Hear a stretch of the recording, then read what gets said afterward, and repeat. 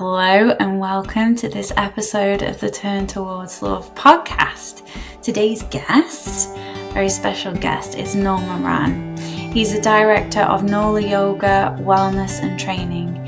He's a senior growth consultant and multi-award-winning facilitator in mindfulness and yoga. He is a motivational speaker with appearances on TED Talks and also for communities around the UK.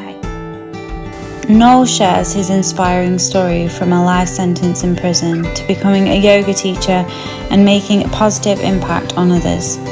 He emphasises the importance of finding well-being in harsh environments and surrounding oneself with positive people. Noel also discusses the power of forgiveness and being trauma-informed in order to create safe spaces for others. He highlights the role of love and support in overcoming obstacles and finding strength. Noel's story serves as a reminder that with determination and a supportive network, anyone can turn towards love and create a meaningful life. Noel Moran emphasises the importance of relationships and community in guiding through life. He shares his experience of maintaining confidence and fighting spirit despite the challenges of prison. Noel combines fierceness and groundedness in his mindfulness and yoga practice.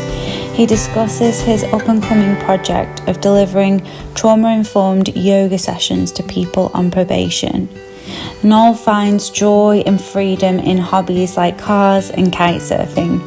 He highlights the need to take care of oneself and set achievable goals. Noel shares his global mission and the importance of building a team. He encourages treating oneself with kindness and embracing love. Hi, Noel.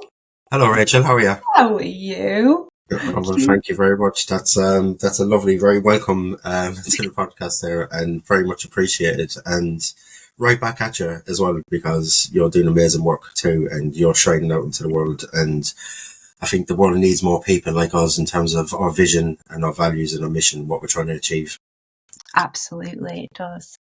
So I want to ask you a bit about your background and what's got you to be at this point now where you are, and just express exactly what you want to tell people, I suppose what a message that I like to put out to people is that I believe that we can all find a really great sense of well-being, and I managed to find it within the harshest of environments, and that stems back from a long journey within the criminal justice system. Unfortunately, in 2006, I got sentenced to a life sentence as a young 21-year-old and found myself setting off on this extremely long journey with probably no real kind of sense of hope, no kind of drive or motivation to see a light at the end of the tunnel. And it was a really difficult time at that period, because you see people getting these kind of sentences and you don't even know whether you're going to actually get out or not. And when I looked around prisons for the very first time, when I walked on the wing, I was looking at the people within there, and I didn't really have much understanding around mental health. And that was my real kind of education of kind of mental illness, when I looked at the people within there, and I thought, should these people be in prison or should they be in hospital? Because there was just so much complex needs, so much trauma, self-harm, suicides, drug use, violence. There was just so many things going on within these environments, and trying to adapt to that, and trying to adapt to kind of being away from my family and just having a sense of loss and having my liberty taken away was just a really difficult thing to try to comprehend. But what my real turning point was for me was actually from a dream. I think that was my kind of awakening. Right. I had a dream. Well, I had this dream that I was doing this kind of vigorous yoga sequence, and it was a lovely, graceful flow of movement. I can still vividly visualize And were you it. doing yoga at this point? I didn't even know what yoga was. Right. I had no understanding of yoga. I've never seen a yoga class in my life. Didn't know anything about meditation, mindfulness, or kind of anything like that. But somewhere embedded in my subconscious was this calling just waiting for me to retrieve it. And that's exactly what I did. So with that, then I went down the library and I just started to research, and everything that I was reading, it was like just looking at the mental benefits, the physical benefits. I thought, actually, this is a bit me. This is something that I really want to try. And I remember after kind of 6 weeks of study, I attempted the physical practice. And I say the word attempt because I tried to somehow replicate what I visualized within my dream, which was this lovely, graceful flow of movement. But in reality, it was nothing like that at all. It was very awkward. But very awkward. But at the same time, though, it was amazing because I remember just having that mind, body, soul connection to myself, or everything that was going on in my mind at the time, all the worries, all the stress and tension that I had in the body, everything just switched off. And I was able to ground myself within the moment. And they say with mindfulness courses and meditation, they say neurosurgeons say it takes that kind of 8-week period to actually start to see the changes and development within people. I got it from the very first practice that I did, and just really honed in and developed that more and more over the years. So when I say about finding a sense of well-being in the harshest of environments, I was able to somehow free my mind whilst doing a life sentence. All the pressures and all the poking and prodding that I got from the system itself didn't affect me. I was able to detach myself from it, and which was a really powerful thing to do, which allowed me then to kind of excel within myself, to be able to build positive relationships, to actually just view the world, view people in a completely different way. But I wanted to take it further. So after kind of about 5 or 6 years of practice, I was mentoring a lot of guys within the estate who were the most vulnerable men. Some of them were the most kind of prolific self-harmers, really kind of in low, dark places, these men. And I thought to myself, if I can just share some of my meditations with them to see if it's going to benefit them in any kind of way, then hopefully I might be able to help them. I didn't know, or didn't have a clue what it was going to lead on to at that point. But after a couple of weeks, they were coming back to me telling me that they haven't been self-harming, they haven't had thoughts of self-harm. And that was my real turning point. And I knew then that I wanted to be a yoga teacher. I knew that I wanted to develop more within this field and help other people. So I did exactly that. I started doing the physical aspect of the practice with these guys, which was going really well. I was getting amazing feedback. But then unfortunately, I got stopped. Some staff didn't like what I was doing, so they put a spanner in the works and said, "You're not a qualified yoga teacher, you're a prisoner, basically you can't do it," and shut me down. But if anything, I think at that time in my life I was so advanced within my practice and my mindset that didn't take me off my path. If anything, it made me more determined, because That's you're amazing. telling me that I can't do this. Yeah, and what would you say? What would you say for people who are feeling that exact thing, who get put down? Because there's so many people in this world who don't want to see other people shine, you know, and they want to dampen their light.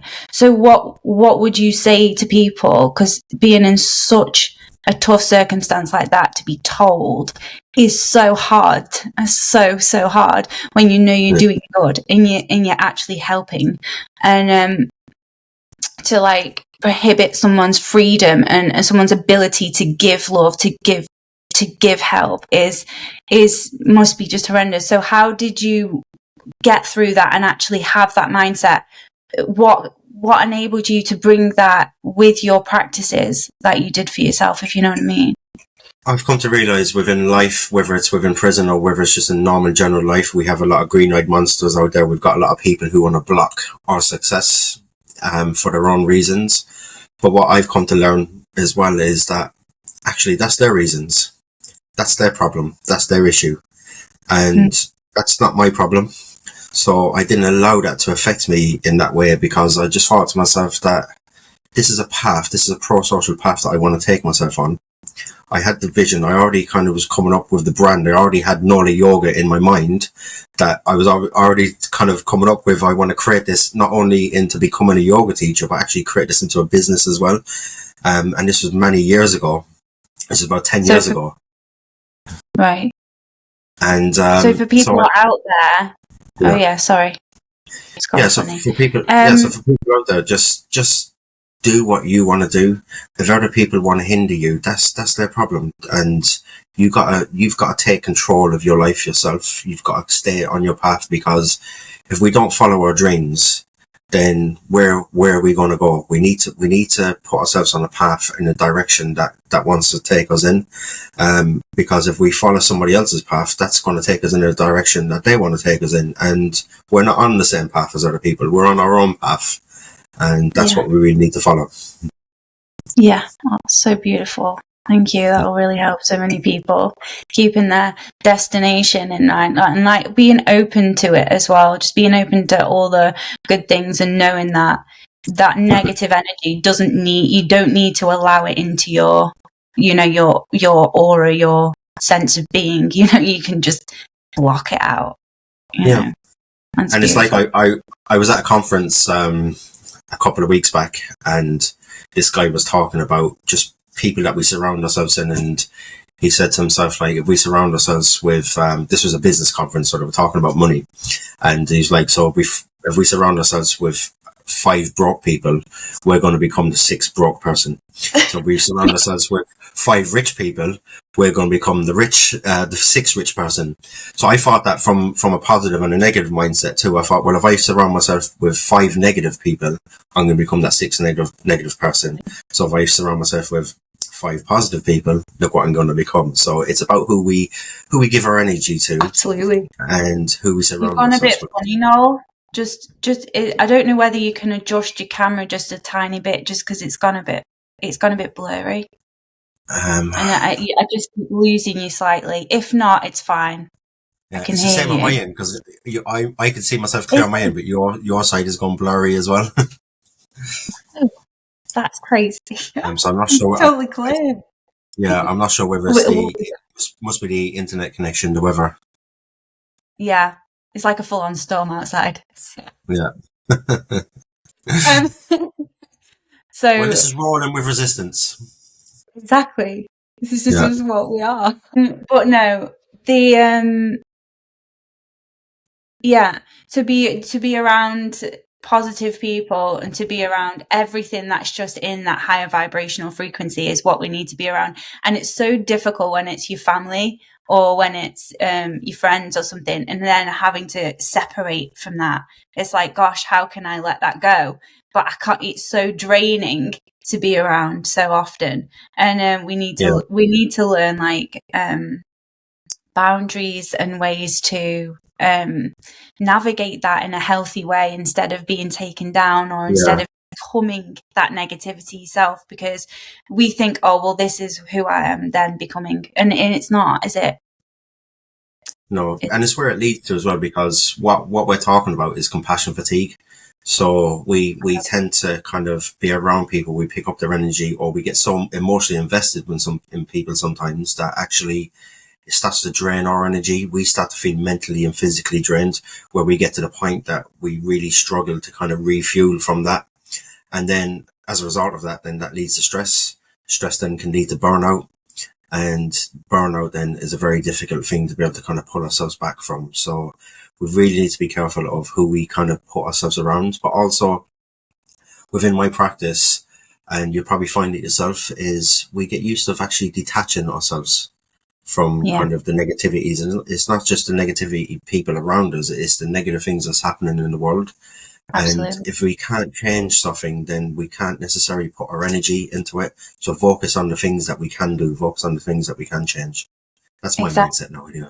Oh, it's beautiful. And it's that mindful practice of always being in the moment and catching yourself when you do like go astray, when you do like catch yourself feeling negative, feeling trapped in a sense of, it's like disharmony in some way, which is, or becoming like the people around you, or moaning, or having that that negative sense. Is there anything you want to continue on that note? So just kind of where I decided that I wanted then to continue this path, I had to secretly contact various different yoga schools to actually become a yoga teacher. So I managed to find one that would accept me within my circumstances. And it was quite an intense course. I had to do like 10 written exams, and then I had to do a practical assessment. So it was like 11 exams. But I smashed it out in about 6 months. Normally it would probably take a couple of years to do this particular type of a course, but I had nothing better to do with my time. And plus I've studied it as a hobby for years prior. Wow. So no one knew this. You did this all on your own, privately, Yeah. under the Yeah. radar. A few people knew, because obviously I needed to facilitate it within the prison, but the staff that actually refused me, they didn't have a clue, because I thought, actually, do you know what? I'm going to do what I want to do. And I wasn't breaking any rules by doing it. Yeah. But I found a way that I could do it. And, so I was, after about 6 months, I got my certificates, qualified level 4 yoga teacher and, level 3 mindfulness practitioner. And then I went back to them staff and I was like, right, I'm qualified now. Here's my certificates. Have you got any problems with me teaching? Yeah. And they didn't quite know how to take me, because they didn't even know that I was doing it in the first place. But they allowed me to continue my teaching.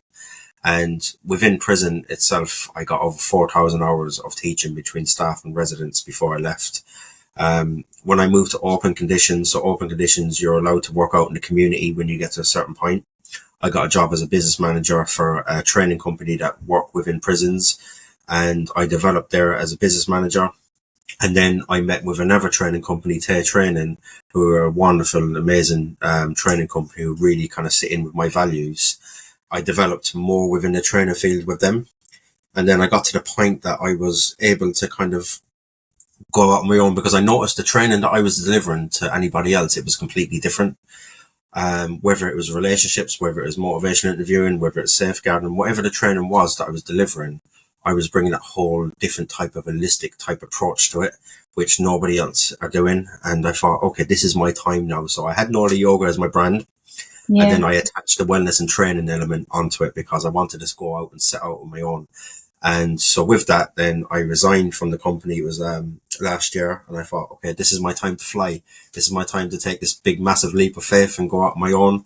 And within the last year alone, I've delivered to over 4,500 frontline professionals. I've delivered in prisons to prisoners, people who have gone through what I've gone through. I wrote a course when I was inside a 10-week mindfulness-based yoga program, which I now go back and deliver within prisons. And it's just so powerful. It's having such an impact, and I'm loving every second of it. I bet you are. You're just constantly giving and giving and giving. I hope you give time for yourself as well. Try. Yeah. So I wanted to ask you, because I think this is really important. This is one of the questions that I want to ask everyone, but I think it's a good place to put this right now. Is there a momentous time in your life when you've turned towards love, hence the name of the podcast, rather than act in fear? And how did that make you feel? I think, yes, there was, because I think when I had that turning point when I was in prison, and you're surrounded by such negative energy, you're kind of trying to keep your defense mechanisms up, you're trying to keep your barriers up, and you didn't really feel love for yourself, you didn't really feel love for other people. I think it's more being desensitized and being numb from what's going on around you, really, to protect myself. But I think the more that I advanced within my practice, that first of all, I found love for myself. I started to care more for myself, and then as a result of that, I was able to share that love and kind of shine that out within to other people. And I think forgiveness is key as well, because the system has caused me a lot of pain. The system has caused me a lot of trauma. They've put me in prison for a very long time for something that I didn't even do. I was in the vicinity when the offence took place of what I ended up going to prison for, but I wasn't the one who actually committed the offence. So there was a lot of anger, there was a lot of hate towards the system at that point. But then now I feel that actually I really forgive the system, because I've let that go. And now I go back within to the system, and I deliver to the people who have caused me harm. And I was going to ask you that exact question, because that's when you can walk into an environment that, brought, so much negativity and harm and difficulty, and you can just walk in and bring your own, stand in your own power and bring because from there, it's from that point you became who you are now. And that to show that to all the prisoners must give them that hope and faith that they can do exactly what you did, and so how does it feel every time that you walk in?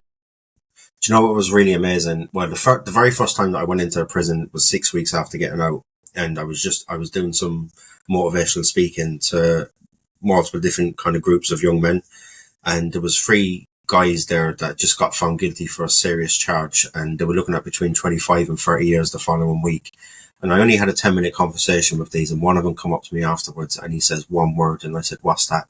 He said, "Hope." He said, "That's what you've given me today." And I walked out of that prison just with the biggest smile on my face. I forgot it wasn't. Wow, if I can give someone hope by having a 10-minute conversation with them that's facing 30 years, what can I do if I really guide, support and mentor and train these guys and give them everything that I didn't get? And even a couple of months back, I was in a prison. I was talking to about 70, 80 residents, and I was talking for about 20 minutes, and I was sharing my journey and I was sharing my successes and everything that I'm doing. And quite a lot of men come up to me afterwards and they said the same thing. They said it felt like he was talking directly to me. And even though I was talking to the audience, but I was talking directly to them, and it really kind of hit them.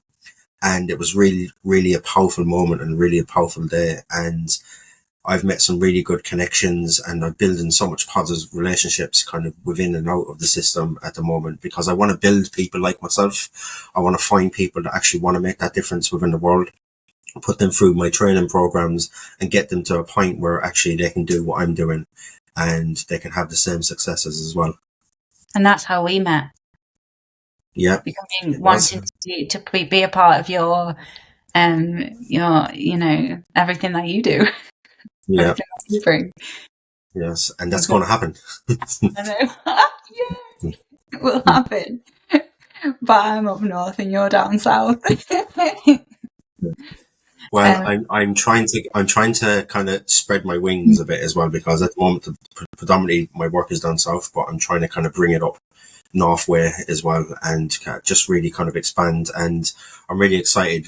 We spoke about the awards earlier on in the podcast. I've just won the National Facilitator Awards for Live Facilitator of the Year and for New Facilitator of the Year.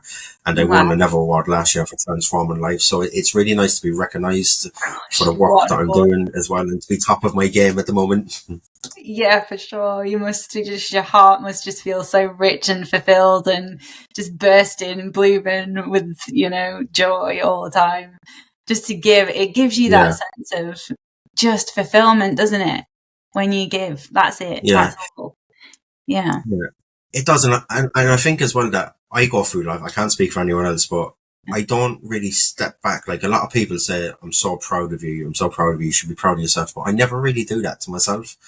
And like when I reflected the other day after getting these awards, and I think what I've actually achieved within the last year. So if I've delivered to like 4,500 people, frontline staff, and say if they've got 20 or 30 service users kind of on their books, then that's reaching thousands and thousands and thousands of people. Yeah. And so just the impact of being able to reach people that I don't even know, that I haven't even met. I often get messages on Instagram or LinkedIn by people like they've watched my TEDx talk, or they've listened to some of my other podcasts and stuff, and they said like, "You've really inspired me today," which is really lovely, because you don't even know these people and you're still having that impact, and it's a lovely thing. That's so beautiful, especially to come so far, so fast, because you just built up this incredible determination. Like you're just non-stop. You've done everything. You've gone out there. You've talked to these people. You've communicated. You've put yourself out there. And so many people can be in fear of doing that, and find excuses to not allow themselves to get that far. But it comes to a point. What's that point that it came to for you where you was like, "There's no stopping me now"? Is it just as soon as? I think I've always had a really good drive anyway, and stubbornness is one of my strengths. I'm not going to say it's one of my weaknesses. That is amazing, Taurus over there. Yeah, and I think when you set your sights on something, I really do want to kind of follow it through, and I've set out to make a difference and make an impact. And on reflection, I've already achieved that. So I could quite happily go on to something else now and do something else. But actually, no, I'm still on my path. I'm still Yeah. doing what I want to do. There will come a day that I will step back from prisons. I think because I've done 15 years within them environments, and I do quite a lot of work back within them. There's going to come a point where I want to build other people to kind of go back in, and I want to step back, and then I'm going to focus my energy in other areas and just expand a little bit more out into the world and kind of reach other people. But I'm trying to do a lot of stuff at the moment kind of within the corporate sector as well, because I think just with the staff retention, stress and stuff that goes on within all the kind of private working environments. And I think if I can generate enough income from these particular environments, then I can do my passion projects. So if I go to a school, for example, that haven't got any funding, I can say, well, look, I've got X amount of funding. I'm happy to come in and deliver X amount of programs or delivery to the pupils within there and really make an impact. And it's free for them, and it's coming out of my pocket. But if I can generate that income from other places, that's the real kind of goal where I want to take my next steps. Oh, brilliant. You're already there. You're so already there. I'm working I think you were already there. And what was that? I think you were already. Oh, yeah. But, you know, there's a point, I think you made that decision in your dream, you know, when you said you connected to the mind, body and soul. And as soon as you, like from your dream and then doing the yoga in the practice of it. And I just want, would like, if you can explain what mind, body and soul is to you, because it was that alignment of that can give you your life of your dreams, because there is no shaking you then, because you know when you've got that balance, you're straight there. So if you could explain what mind, body and soul is to you, and then to help other people really understand and digest what that means. I think first of all, control, being able to take control over my life, control over me, was probably the first thing that I really kind of recognized. And when we say mind, body and soul, so kind of just controlling your mind, actually understanding your thoughts, actually your thoughts are not you, and being able to kind of slow that process down.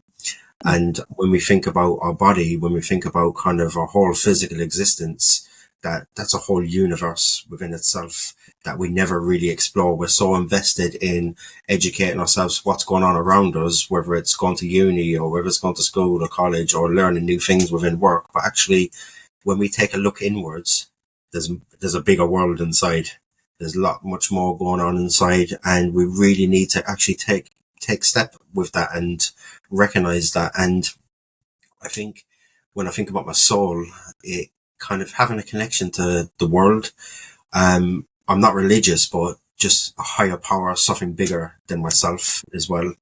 And there's something out there. There's something bigger than me, and I recognize that. And our whole physical existence and why we're here.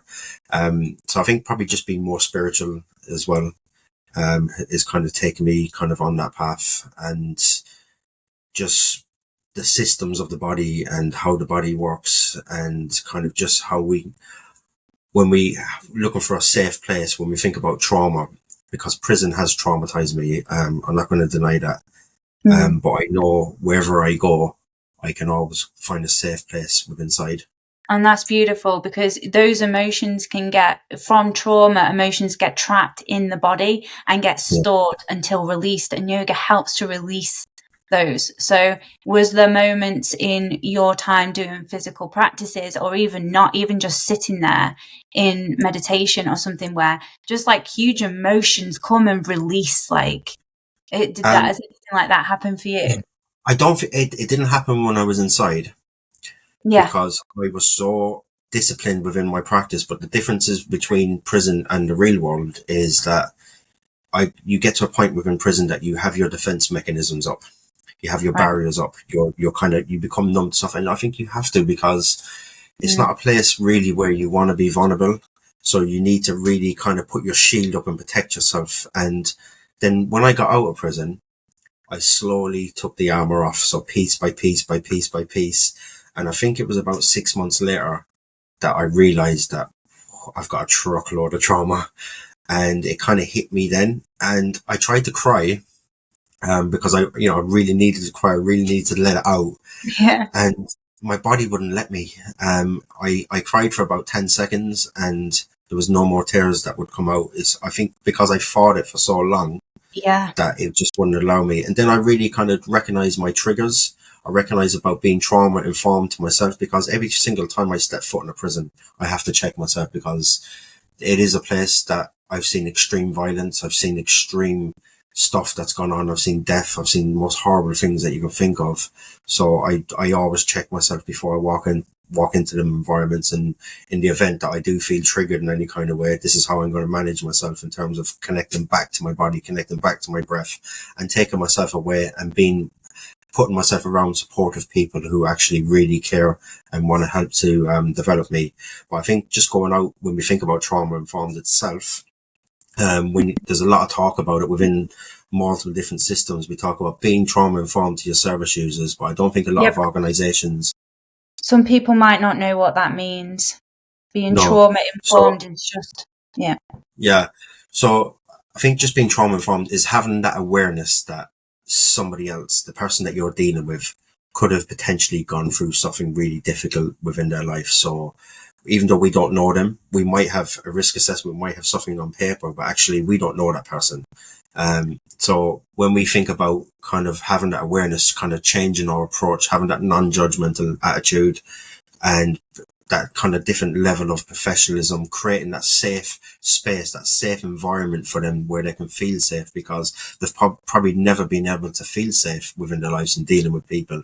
Building trust, building transparency, kind of having that peer-to-peer support, giving them a voice, giving them a choice, empowering them, and having a whole understanding of people's cultural issues, people's gender issues, people's background. Combining all of these together can really create that safe space for people. And I'll give you an example of it.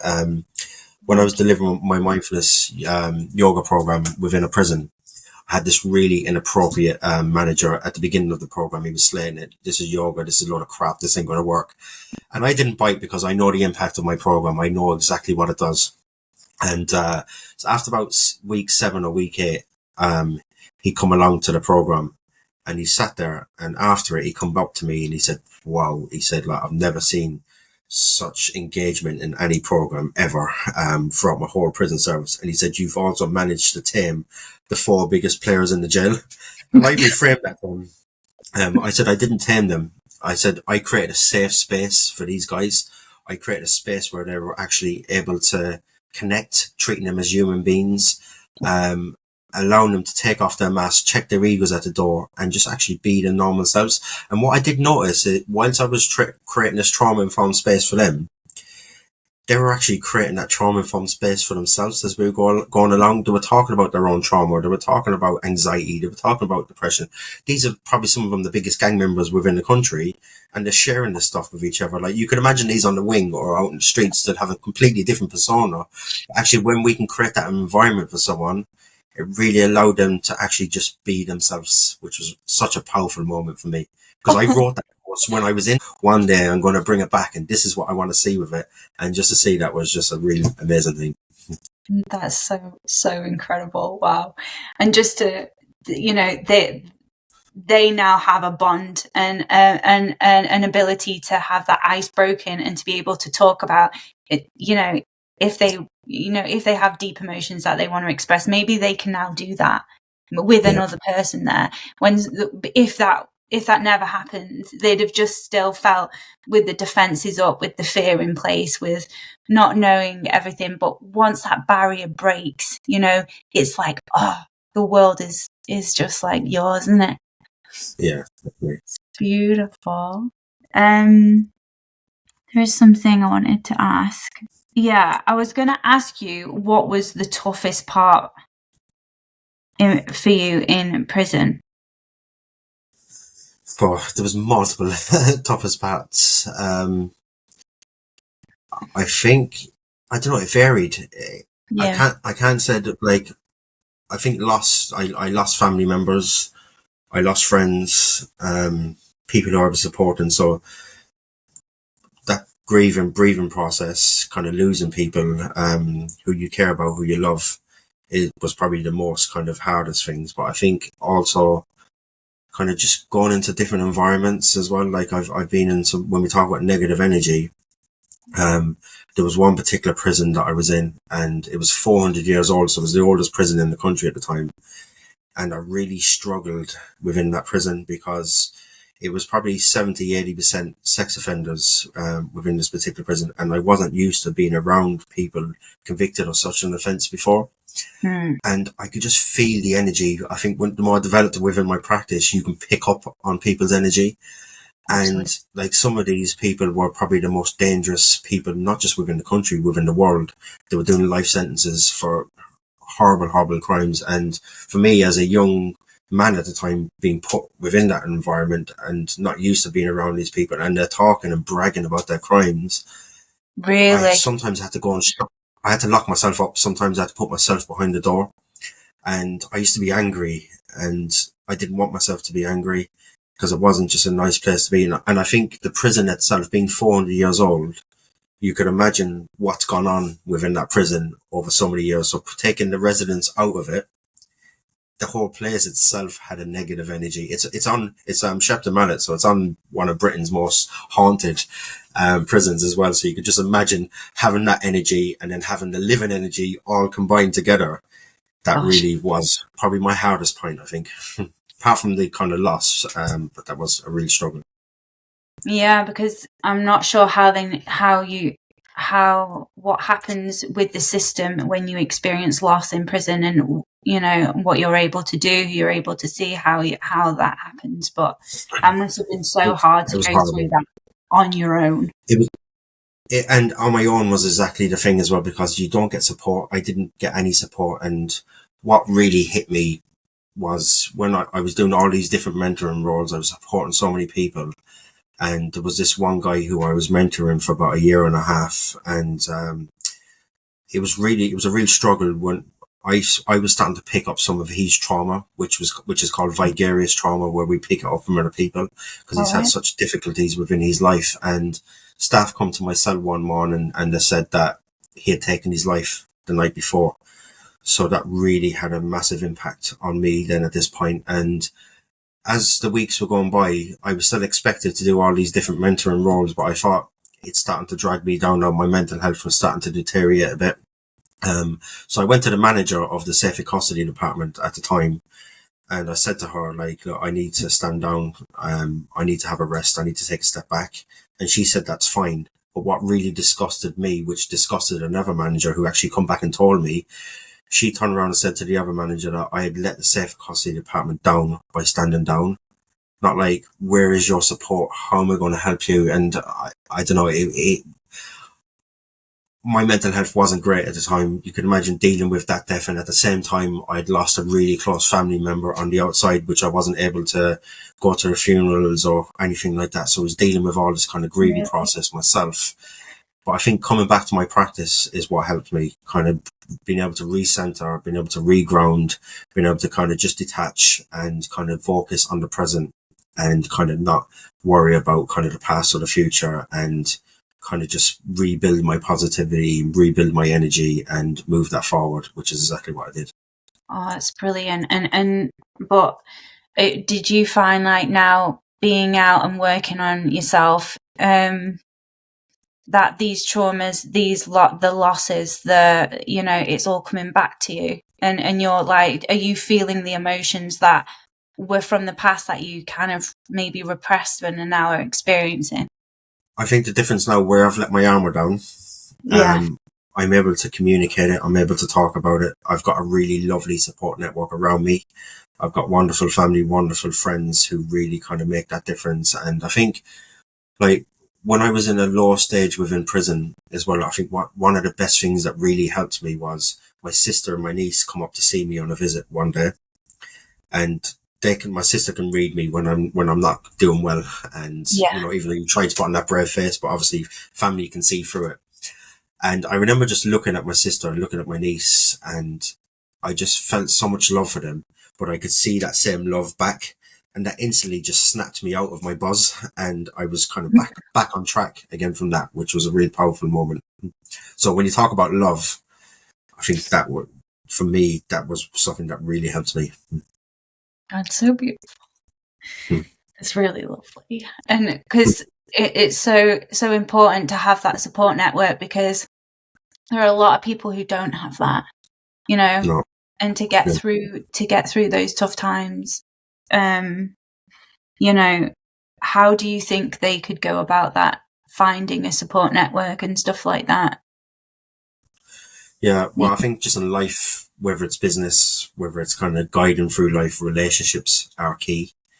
So it's about finding people that you can connect with, people that you feel that can help you. And for someone that hasn't got anybody, it's about accessing services. It's about kind of looking at stuff within your community that actually you want to grow and you want to kind of build in. And people coming out of prison is really difficult, because prison knocks confidence.